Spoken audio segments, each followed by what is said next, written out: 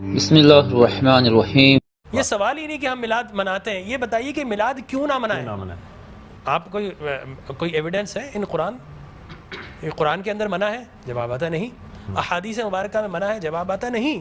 کیا صحابہ کرام رضوان اللہ تعالی علیہم اجمعین نے منع کیا؟ جواب آتا نہیں۔ بڑی عجیب غریب بات ہے کہ آپ منع کرتے ہیں۔ اچھا جناب یہ دیکھیے کہ میں بڑے سادہ الفاظ میں بتانا چاہوں گا کہ اسلام کیا ہے۔ اسلام 4 چیزوں پہ مشتمل ہے۔ حضور نے جو فرمایا وہ اسلام ہے، حضور نے جو کیا وہ اسلام ہے، اور حضور نے جس سے منع کر دیا وہ اسلام ہے، اور حضور نے جس سے منع نہیں کیا وہ بھی اسلام ہے۔ لہٰذا اگر کوئی آج کسی چیز کو منع کرتا ہے، اس کا مطلب یہ ہے کہ وہ اسلام کے منہ میں اپنی بات ڈال رہا ہے۔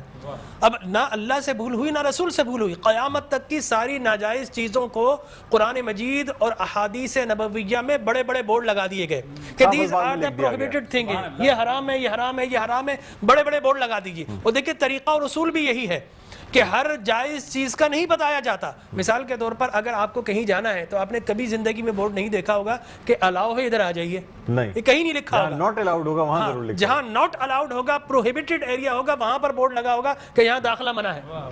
لہٰذا قرآن و احادیث میں بھی بڑے بڑے بورڈ لگا دیے، حرام، یہ حرام، یہ حرام۔ اور مجھے کہنے دیے ڈاکٹر صاحب، اللہ کا نبی بنیادی طور پر ہر جائز کام کروانے نہیں آتا، بالکل نہیں۔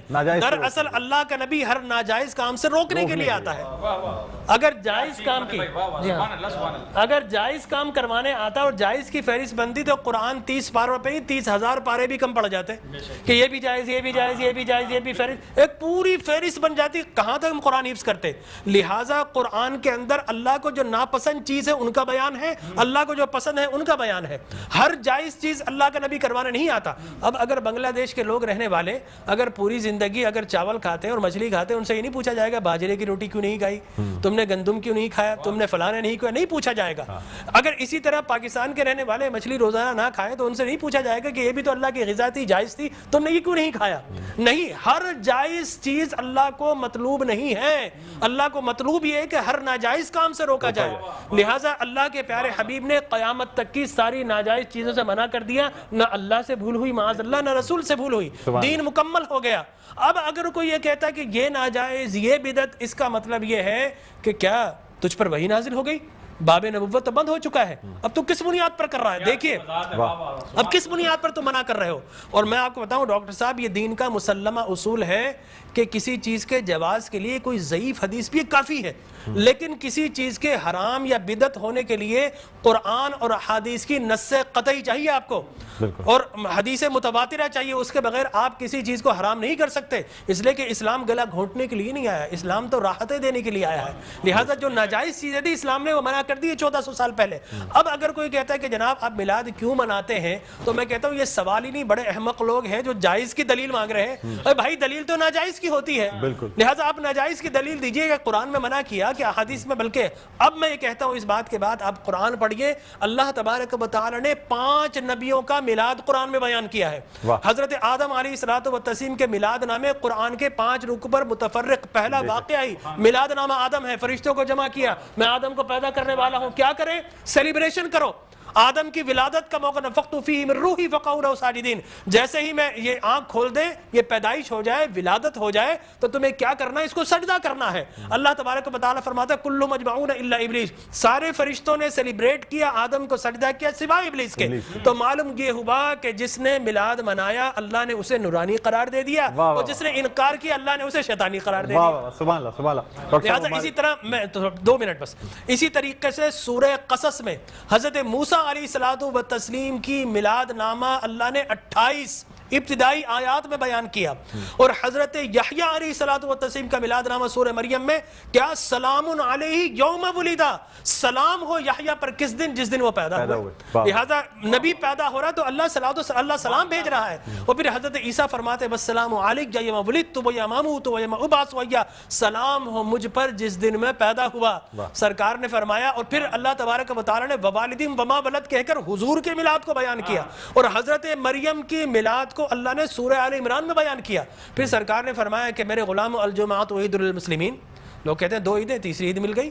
حضرت عمر بن خطاب سے پوچھا کہ یہ الیوم اکملت لکم دینکم، یہ آیت ہمارے نبی پر نازل ہوتی تو ہم 2 عیدیں مناتے، ہم تو بطور عید مناتے. حضرت عمر نے حضرت ابن عباس دونوں سے احادیث فرمایا میاں تم ایک عید کی بات کرتے ہو، ہماری تو 2 3 عیدیں تھی اس دن. وہ یوم عرفہ تھا مسلمانوں کی عید کے دن، وہ جمعۃ المبارک تھا مسلمانوں کی عید کے دن، وہ تکمیل دین کا دن تھا، وہ مسلمانوں کی عید کا دن ہے. لہٰذا یہاں پر تو پہلی، دوسری، تیسری، چوتھی، پانچویں نہ جانے کتنی عیدیں. اور صحیح مسلم کی حدیث مبارک رسول اللہ نے 5 عیدیں بیان فرما دی. ایام تشریق، ایام یوم نحر، اس کو سرکار نے عید قرار دیا. لہٰذا معلوم یہ ہوا کہ سرکار دو عالم. اور پھر میں عرض کر رہا تھا کہ آدم پیدا ہوئے، فرمایا الجمعۃ عید للمسلمین، جمعہ مسلمانوں کی عید کا دن. فرمایا رسول اللہ کیوں؟ فرمایا فیہ خلق آدم، اس لیے کہ اس دن تمہارے باپ آدم پیدا ہوئے. معلوم ہو آدم پیدا ہو تو عید کا دن، اور جس دن فخر بنی آدم پیدا ہو ہزاروں عیدوں کا عید. یہ عید بھی ہے اور یقینی طور پر جشن بھی ہے. دیکھیے حضرت عیسیٰ ابن مریم علیہ الصلوۃ والتسلیم پیدا ہوتے نا، اللہ تبارک و تعالیٰ حضرت مریم کے پاس پینے کے لیے کچھ نہیں تھا. اللہ فرماتا وَحُزِّ إِلَيْكِ بِجِذْعِ النَّخْلَةِ تُسَاقِطْ عَلَيْكِ رُطَبًا جَنِيًّا، اے مریم گھبرا مت، اللہ کے میرا نبی آنے والا ہے، اس کی ولادت ہونے والی ہے. یہ سوکھا ہوا درخت ہے، اس کو ہاتھ تو لگا. حضرت مریم جیسے ہی ہاتھ لگاتی ہیں اللہ تبارک و تعالیٰ میلاد عیسیٰ کی خوشی میں اس کو ہرا بھرا کر دیتا ہے اور پانی جاری و ساری کر دیتا ہے. تو اللہ تبرک بھی دیتا ہے، اللہ تبارک و تعالیٰ اسے سیلیبریٹ بھی کرتا ہے. تو یقینی طور پر میلاد النبی صلی اللہ علیہ وسلم کے اگر جواز کی آپ بات کریں گے صبح ہو جائے گی. میں قرآن سے بھی بیان کرتا رہوں گا، میں احادیث نبویہ سے بھی بیان کرتا رہوں، لیکن ناجائز کی ایک دلیل اگر کوئی ہمیں دینا چاہے تو ہم موجود ہیں میٹرو ٹی وی پر، کوئی ایک دلیل ہمیں دے دے. لوگ کہتے ہیں بدعت بدعت یہ بدعت. او بھائی بدعت، ہر نیا کام بدعت نہیں ہوتا، ہر نیا عقیدہ بدعت ہوتا ہے. لہذا وہ سمجھے ہی نہیں، ہر نیا کام بدعت نہیں ہے. میں آپ کو ثابت کر دوں ہر نیا عقیدہ بدعت ہے.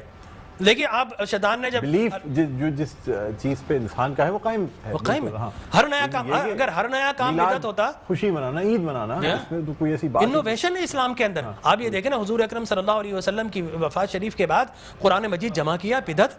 پھر اس کے بعد تراویح بدعت. وہ بخاری کے ہذہ نعمت البدع. حضرت عمر بن خطاب کے الفاظ ہے کتنی پیاری بدعت ہے کہ میں نے تراویح شروع فرما دی. تو مقصد وہ کہ بدعت اچھی بھی ہوتی ہے. صحابہ کرام بدعت حسنہ بھی ہے، بدعت مذمومہ بھی ہے. اور مذمومہ بدعت کیا ہے؟ اچھی چیز کو مٹا دینا. اور بدعت حسنہ کیا ہے؟ کسی اچھی کام کا جاری کرنا. فرمایا من سن سنتا حسنتا فلہ اجرھا واجر من عمل بها الى یوم القیامہ.